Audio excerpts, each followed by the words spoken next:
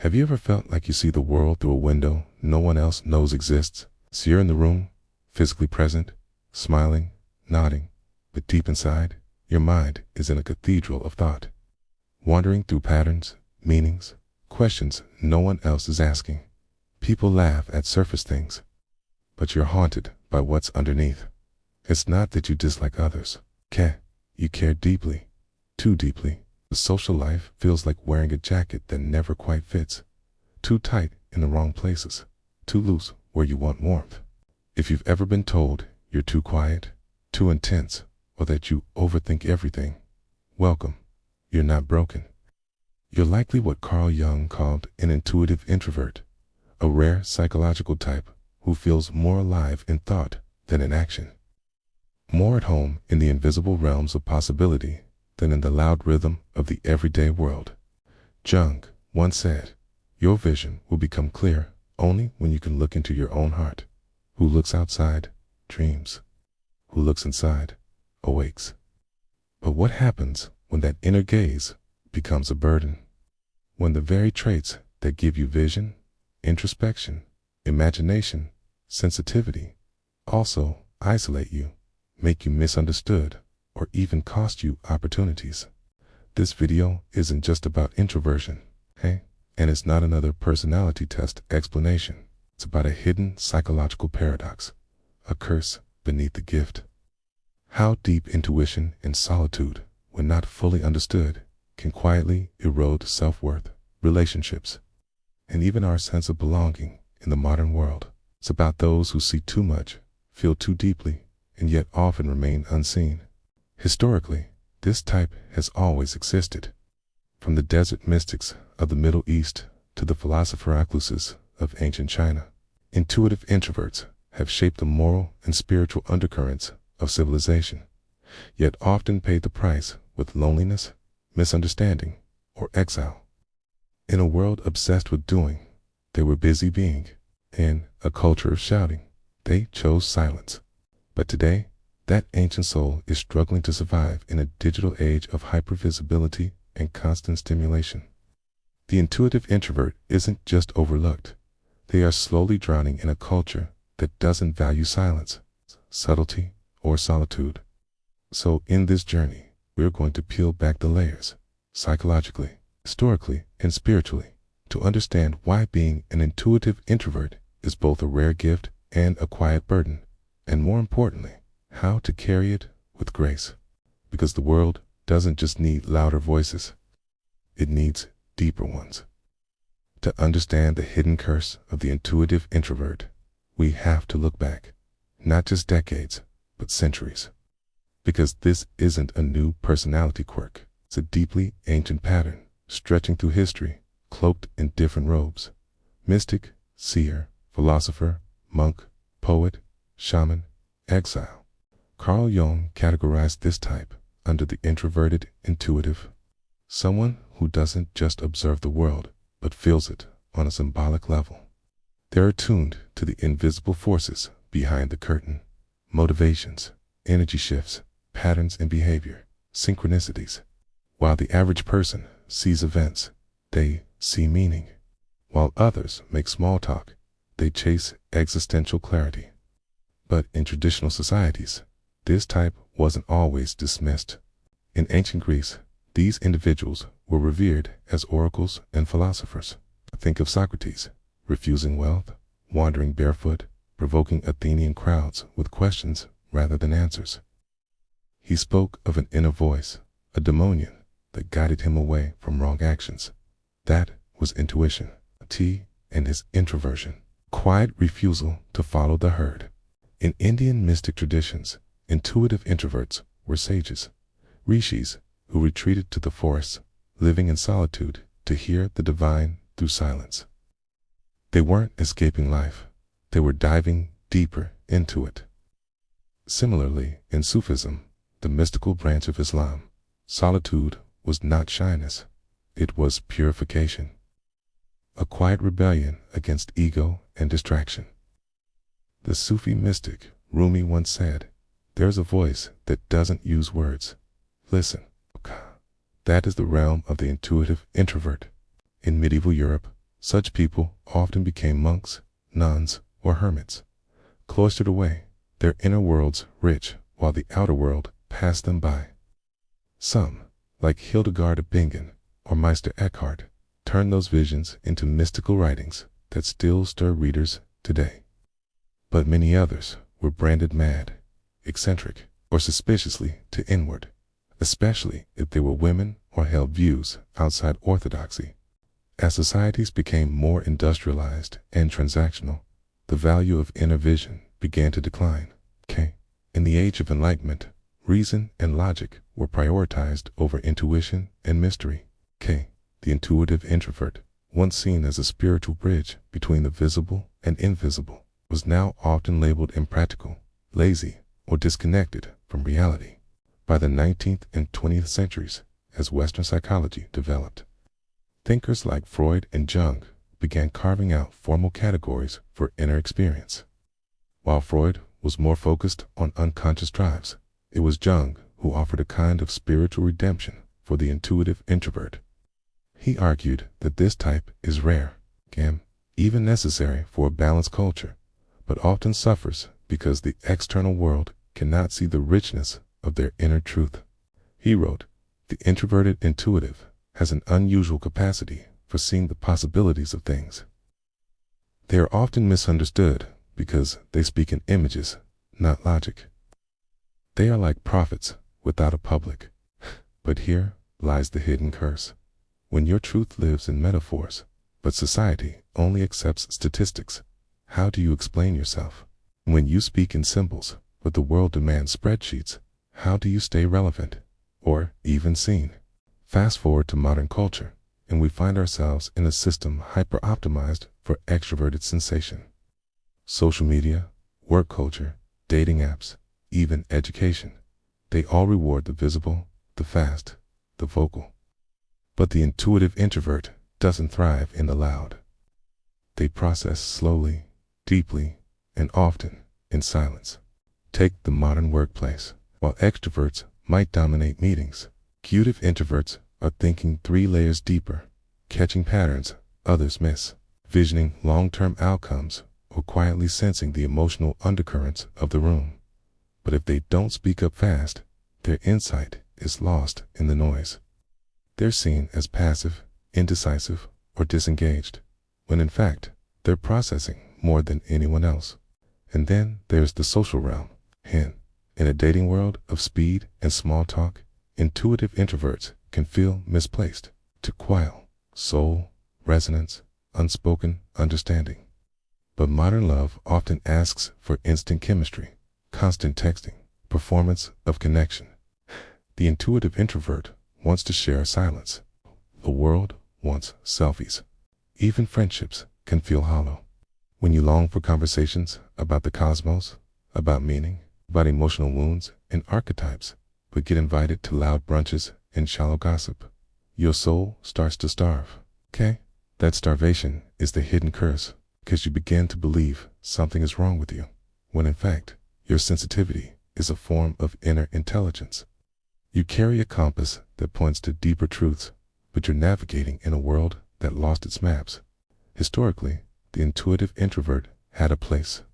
They were the dreamers and visionaries, the spiritual midwives of culture. But modernity has no shrine for the sacred inner world. And so, many are left wandering, gifted but lost, deep but disconnected, alive but not seen. But let us not romanticize the past too much. Even in history, this psychological type was often alone. Many were burned, banished, silenced, or simply never understood in their lifetime. Their vision was too far ahead, silence too threatening. Still, across eras and empires, one truth has remained. The intuitive introvert is not weak. They are the ones who feel the fault lines before the earthquake, who sense decay long before collapse, who imagine new paradigms while the old world clings to comfort. And while they may be ignored in the moment, their impact echoes through time. To truly grasp the experience of the intuitive introvert, we must move beyond personality labels and explore the deeper, psychological frameworks that shape this way of being. Because this isn't about shyness, awkwardness, or being antisocial. It's about a fundamentally different way of perceiving reality, one that modern psychology has only begun to honor. Let's begin with Carl Jung's typology, the foundation of modern personality theory. Jung divided people into two broad orientations, introversion and extroversion.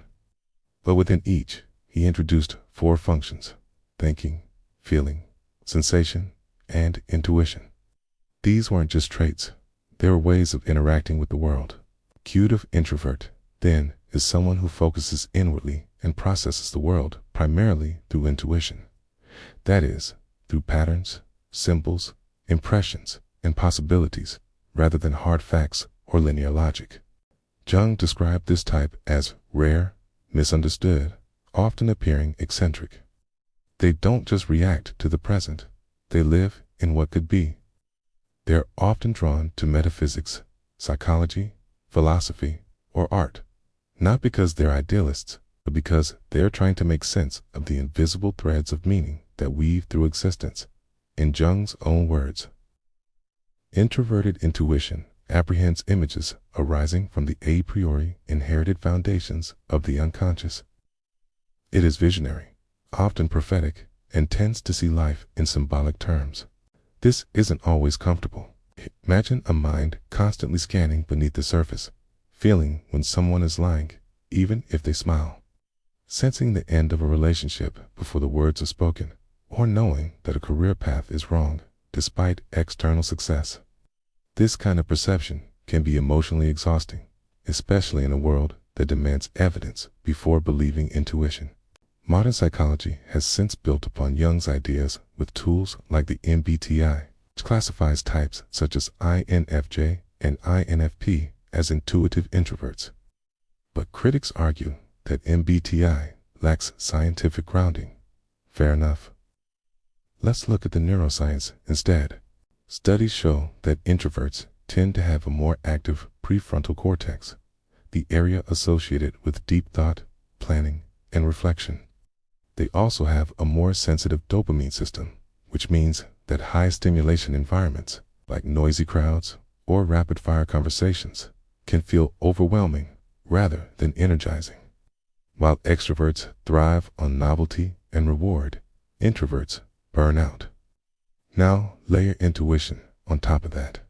Intuition is not magic. It's often the brain's ability to synthesize subtle data, microexpressions, tone shifts, past experiences, emotional patterns, and produce a gut feeling faster than conscious logic can catch up. For intuitive introverts, this process is dialed up.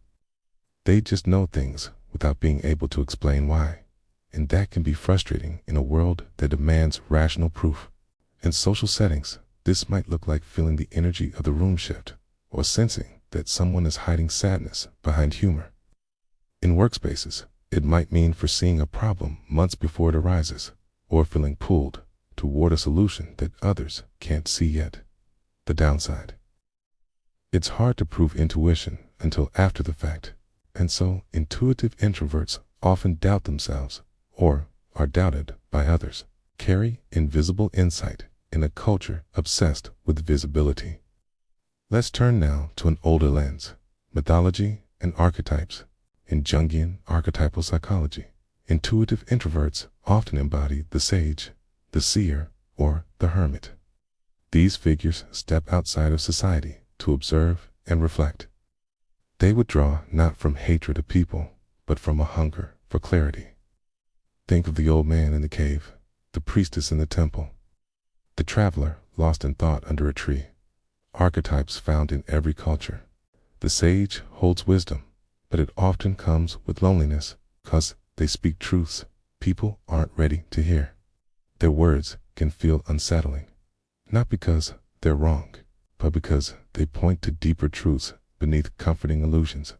This psychological dynamic shows up today in everyday life. The intuitive introvert might speak up at work with a warning that goes ignored, only to be proven right later. Or they might gently call out emotional dishonesty in a friend and be dismissed as too sensitive or overthinking. Over time, they may stop speaking altogether, believing it's safer to remain silent than to be misunderstood. Now, let's contrast this with social reality. Modern Western society, particularly capitalist, performance-based cultures, privileges extroverted sensing. This is the opposite function to introverted intuition. Where intuitive introverts live in ideas and impressions, sensing extroverts live in facts and experiences, action, productivity, results. You can see this in education systems that reward fast talkers over deep thinkers, in dating apps that prioritize looks over soul resonance, in workplaces that value visible output over silent brilliance, even in family structures that mistake solitude for moodiness. As a result, many intuitive introverts are conditioned to mistrust themselves. They might label their depth as too much, their quiet as awkwardness, their slowness as laziness. They may even begin to mimic the extroverted ideal, forcing themselves into busy social lives, corporate ambition, or constant output, only to burn out, numb out, or hollow out. This phenomenon has a name in psychology: false self syndrome. When a person builds a personality based on external expectations rather than authentic inner experience. It's especially common in sensitive or intuitive types who sense early on that their true nature isn't welcome. But here's the paradox: the very qualities society undervalues, introspection, emotional insight, tira, inner vision, are the same ones that create innovation, transformation, and wisdom. Some of history's greatest minds were intuitive introverts who were dismissed in their lifetime. Nikola Tesla, Emily Dickinson, Van Gogh, Alan Turing, Simone Weil, all lived intensely private inner lives. Many were misunderstood, and some died in obscurity. But their inner vision reshaped the world long after their voices fell silent. So, what can we take from this? That being an intuitive introvert is not a flaw. It's a calling, a different path. But to walk it with integrity, we must understand both its light and its shadow, strength and its vulnerability. Because without this understanding, the intuitive introvert is at risk of losing the very gift that makes them whole, their inner compass. They may become overly isolated, emotionally dissociated, paralyzed by the constant dissonance between what they feel and what the world tells them is normal. But with self-understanding, with a language for their depth, they can reclaim the power of their inner world. They can learn to trust their insight, even when it doesn't match the noise around them. They can stop apologizing for their silence, stop diluting their truth for comfort, and begin living from the center of their being, not the edges of approval. Because in a world addicted to surface, depth is revolutionary. What happens when an intuitive introvert suppresses who they are to survive in a world built for someone else? What happens when your greatest gift, the ability to see patterns, to sense unspoken truths, to dwell in deep emotional waters, is constantly misunderstood, ignored, or pathologized? You don't just get tired, you begin to disappear from yourself. It's the most profound consequence of being an intuitive introvert in a world that doesn't recognize you is not loneliness, self-alienation. You start to wonder, maybe I'm too much.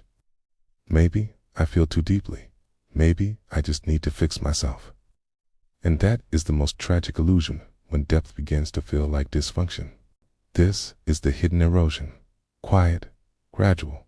You start saying less, even when you see more. You stop sharing insights, even when you sense the storm coming.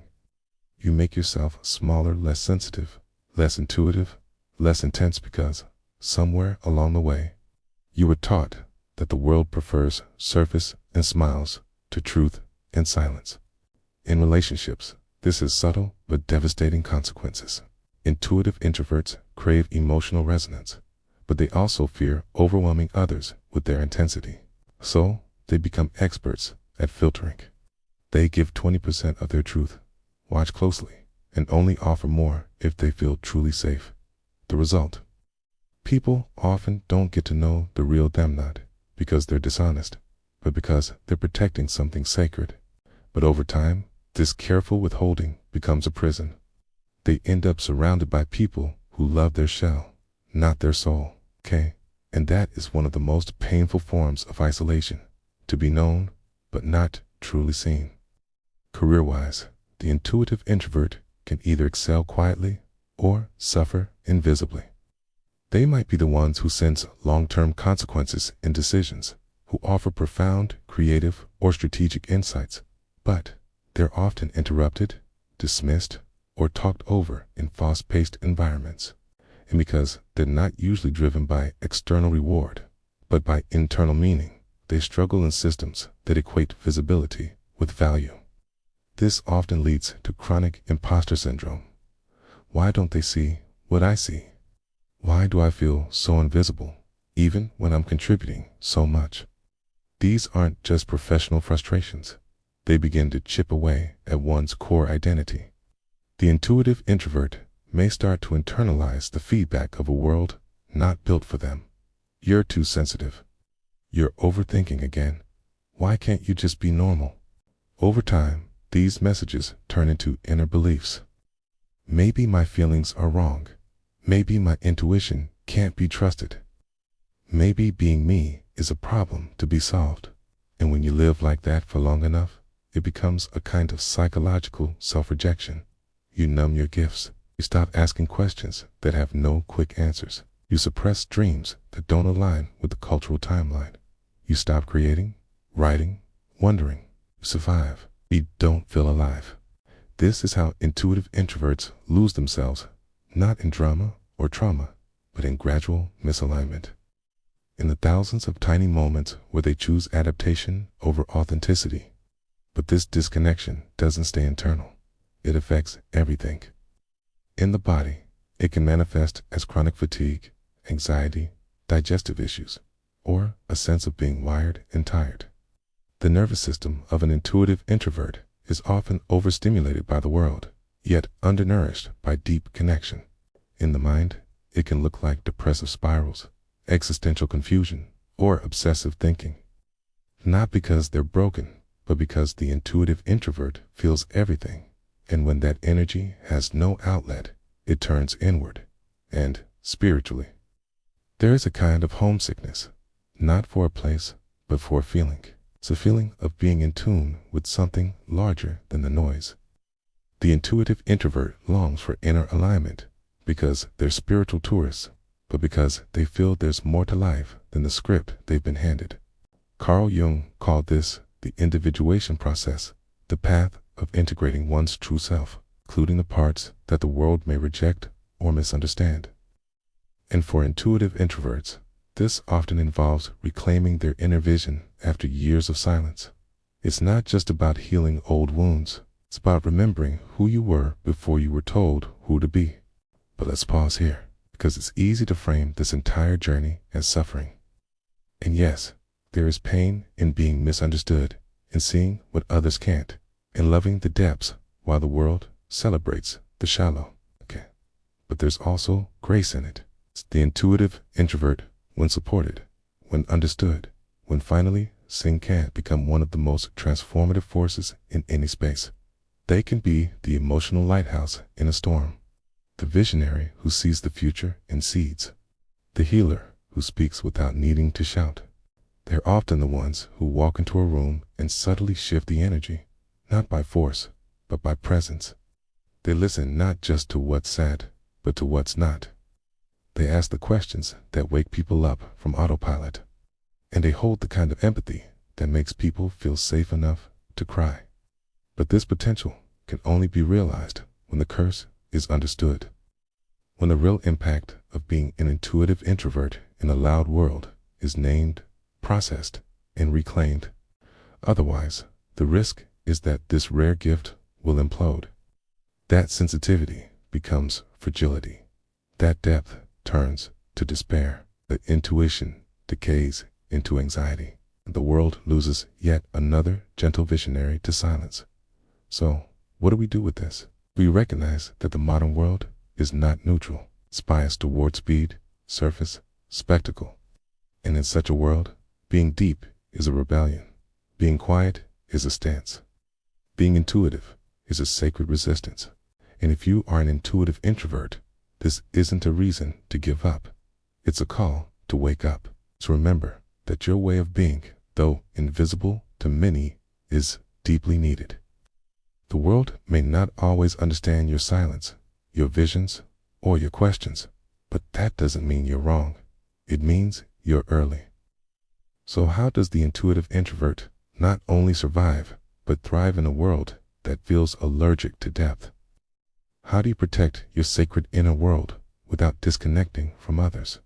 The answer isn't to abandon your nature, okay? It's to understand it, honor it, and learn to work with it rather than against it.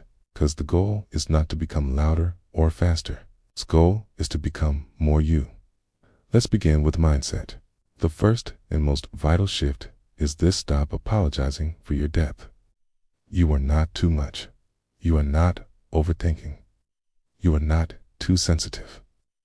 You are tuned into a different frequency, one that most people have forgotten how to hear. In a fast-paced, reward-driven society, silence is often mistaken for weakness. But as Jung said, in all chaos, there is a cosmos. In all disorder, a secret order. The intuitive introvert sees that secret order. That's not a liability. That's a superpower.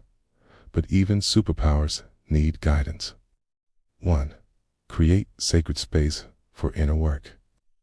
The intuitive introvert processes life through reflection. But reflection requires space, mental, emotional, physical. This is not optional. It's oxygen for your nervous system. Journaling. Begin with 5 to 10 minutes a day. Not to perform, not to be profound, but to meet yourself. Write without editing. Let your unconscious speak. Ask, what am I truly feeling right now? What truth have I been avoiding? Digital silence. Dedicate at least 1 hour a day to tech-free solitude. No scrolling, no messaging, just being. Let your mind return to its natural rhythm. You'll be amazed at what arises when the noise dies down. Symbolic anchors. Keep objects nearby that remind you of your inner world. A meaningful quote, a sacred stone, a drawing, or a candle. Small things can tether you to deep truths. 2. Understand your intuition, then trust it. Most intuitive introverts feel deeply, but struggle to trust those feelings, especially when they go against logic or group opinion. So practice discernment, not self-doubt. Track your intuitive hits. When you sense something, write it down. Over time, you'll notice patterns, how often your gut was right. This builds confidence, not just insight. Check for projection. Your intuition is a gift, but it can be distorted by unresolved wounds. Ask, is this feeling clean, or is it tangled with past pain? Learn to distinguish trauma from truth. Use metaphor, not logic. Intuition speaks in symbols. If something feels off, ask yourself, what image or metaphor describes this? Is it a closed door, a flickering light, a tangled thread? That image often reveals the deeper message. 3. Blend modern therapy with ancient wisdom. You are not just a thinking machine. You are a soul with history. Healing for intuitive introverts often means integrating both psychological tools and spiritual practices. Therapeutic approaches. External family systems helps intuitive types explore their inner landscape through parts work, aligning perfectly with your symbolic mind. Cognitive behavioral therapy helps challenge distorted beliefs, especially around self-worth and social anxiety. Depth psychology, rooted in Jung, helps explore dreams, archetypes, and the shadow ideal for those drawn to meaning beyond the rational. Ancient practices. Sufi meditation on divine love and emptiness can help reconnect to inner silence. Stoic reflection writing, daily about impermanence, purpose, and control, grounds the introvert's emotional world. Buddhist mindfulness, particularly practices like noting or loving-kindness meditation, can reduce over-identification with thoughts while increasing compassion. Mix them, make it yours. The intuitive introvert thrives not with dogma, but with integration. 4. Redefine connection. You don't need more friends. You need soul-level resonance. The problem isn't that you're antisocial, it's that you crave something most social structures don't provide. Emotional intimacy that doesn't demand performance. Create depth-first friendships. Start by sharing something real, not dramatic, but authentic. If someone meets you there, nurture that. If they don't, bless and release. You're not here to convince people to care. Value presence over numbers. One person who truly sees you is worth more than 100 who barely know your name. You're alone but true to yourself. You're not lonely, you're sacred. Okay. Practice energetic boundaries. Learn to sense when your energy is leaking. People-pleasing is one of the most dangerous patterns for intuitive introverts. You give and give and give, okay? And then wonder why you feel empty. Learn to say no without guilt. Your intuition is your boundary. Trust it. Create. Don't just consume. You were not born to be a passive observer. You are here to translate the invisible, to give voice to what others feel but cannot name. Write poetry, essays, or spiritual reflections. Not for likes, for alignment, for remembrance. The act of creating helps you process what your soul knows, but your mind hasn't articulated yet. Make art or music, even if bad. Creation is not performance. It's communion with the unseen. Let your intuition paint without rules. Start small rituals, morning walks, candlelight tea, tarot cards, prayer beads. These aren't superstitions. They are containers, sacred structures for your spirit to move within. 6. Embrace the slow path. In a culture of instant gratification, the intuitive introvert must reclaim the slow home. You process life deeply. That means your growth, healing, and path may not look flashy, but it will be true. Let go of timelines. You are not behind. You are unfolding. Some lives bloom early, others bloom late. What matters is that you bloom in alignment. Honor your seasons. There will be times of retreat, times of expression, times of sorrow. Don't rush through any of them. The intuitive soul is cyclical, not linear. Celebrate the unseen progress every time you choose truth over comfort. Boundaries over people-pleasing. Solitude over shallow company you grow. Even if no one else sees it, your soul does. In the end, these practices are not just tools. It's our way of saying, I belong here. Even if the world does not understand me, I will not abandon myself. The intuitive introvert doesn't need to be fixed. They need to be remembered. Call back home to their own inner knowing. Because when you begin to live from your center, not from society's expectations, you become magnetic.com, unshakable. Not because life is easier, but because you are finally on your own side. Perhaps that's the great reversal. The very qualities that once made you feel out of place, your silence, your vision, become the exact things that make you powerful. So where does all this leave us? In a world that praises volume over vision, speed over stillness, and conformity over complexity, being an intuitive introvert is no small path. It's a quiet, revolutionary way of moving through life that doesn't chase attention, but seeks meaning. A path that doesn't fight the noise, but listens beneath it.